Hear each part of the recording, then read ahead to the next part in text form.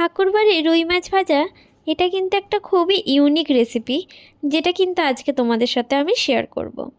তো চলো, প্রথমে ডালটাকে ধুয়ে কিন্তু দুবার ধরে ভালো করে কিন্তু ধুয়ে নিয়ে শুকনো করার জন্য রেখে দেওয়া হয়েছিল। তো এই ডালটা কিন্তু কিভাবে ইউজ হবে তো সেটা পরে আমি দেখাচ্ছি, কিন্তু প্রথমে এই ডালটাকে ধুয়ে ভালো করে জলটা শুকনো করতে একটা ছাঁকুনির মধ্যে রেখে দিয়ে শুকনো করতে দিয়ে দিয়েছিল মামুনি। তারপর মিক্সির বোলের মধ্যে কুচনো পেঁয়াজ, রসুন, কয়েক কুচি রসুন, আর হচ্ছে আদা আর দুটো শুকনো লঙ্কা দিয়ে ভালো করে কিন্তু একটা পেস্ট করে নেওয়া হয়েছিল। তারপর এটার যে প্রধান উপকরণ গোটা গোলমরিচ, এলাচ, দারচিনি আর লবঙ্গ, এটা কিন্তু প্রধান উপকরণ এই রান্নার। একটু নুন দিয়ে ভালো করে নেড়ে চেড়ে নিতে হবে। তারপরে শিলেতে খুব ভালো করে কিন্তু মামুনি মশলাটাকে পিষে নিয়েছিল। তো পেশা হয়ে গেলে তারপর একটা বোলের মধ্যে আমরা কিন্তু 3 পিস মাছ নিয়েছিলাম। তো তোমরা যদি 4 পিস 5 পিস নিতে চাও নিতে পারো, আমরা 3 পিস নিয়েছিলাম। তো এর মধ্যে আদা রসুন বাটাটা দিয়ে দেওয়া হয়েছিল।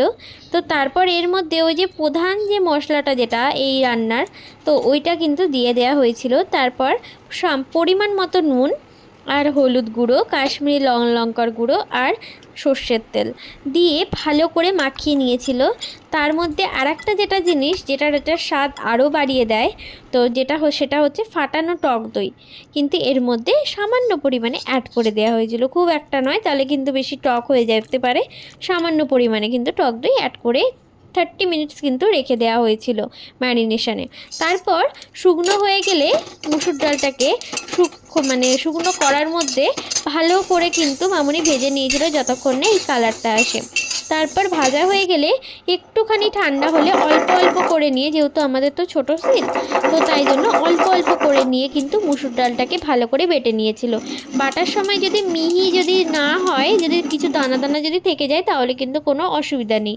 তো তারপরে এই ম্যারিনেশনটা দেখতে পাচ্ছে, এই ম্যারিনেশন করা মাছটাকে এর মধ্যে ভালো করে কিন্তু কোটিং করে নিতে হবে, চেপে চেপে প্রায় হাত দিয়ে, যেই হাত ড্রাই হাত দিয়ে একটা হাত দিয়ে করো, আর যেই হাতটা মাছে দেবে ওইটা দিয়ে অবশ্যই নয়। তো তারপরে কিন্তু ছাঁকা তেলে এইভাবে কিন্তু মাছগুলো সুন্দর করে লাল দিয়ে ভেজে নিতে হবে। হ্যাঁ, গ্যাসের ফ্লেমটা কিন্তু অবশ্যই এই লো টু মিডিয়াম রাখতে হবে, নাহলে কিন্তু মাছের ভেতরটা কিন্তু কাঁচা রয়ে যাওয়ার সম্ভাবনা থাকবে। তো তারপরে কিন্তু আমাদের রেডি এই ঠাকুরবাড়ির রুই মাছ ফ্রাই।